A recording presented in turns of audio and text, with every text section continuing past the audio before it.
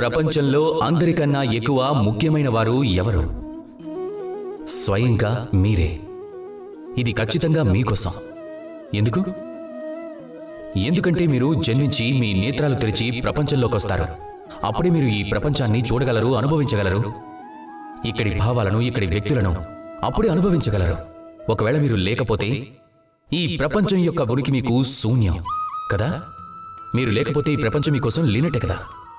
కానీ ప్రజలంటారు ఈ విషయం అయితే నిజమేనే. వారి ప్రకారం అయితే నేను స్వార్థపరుణ్ణి కావాలి కదా, అహంకారం ఉండాలి. ఎందుకంటే నా కోసం నేనే అన్నీను. ఆలోచించే ఈ దారిని మార్చి చూడండి. మీకోసం ఎక్కువ ముఖ్యమైన వారు ఎవరు? స్వయంగా మీరే. ఆ వ్యక్తి ఎలా ఉండాలని కోరుకుంటున్నారు ఆలోచించి చూడండి.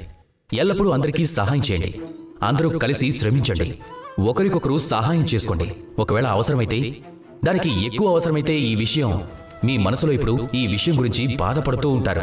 నేను నా ప్రియమైన వారిని లేదా నా సహచరులను కోల్పోతానేమోనని. ఈ భయం ఎల్లప్పుడూ మనసులో ఉండకూడదు.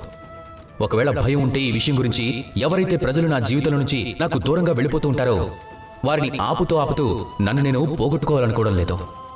నా ఉనికిని పోగొట్టుకోలేను. నా వ్యక్తిత్వాన్ని, నా ఆలోచనని, నా కరుణని పోగొట్టుకోలేను. కాబట్టి ఈ భయాన్ని త్యాగం చేయండి. నాతో పాటు ప్రేమగా చెప్పండి, రాధాకృష్ణ.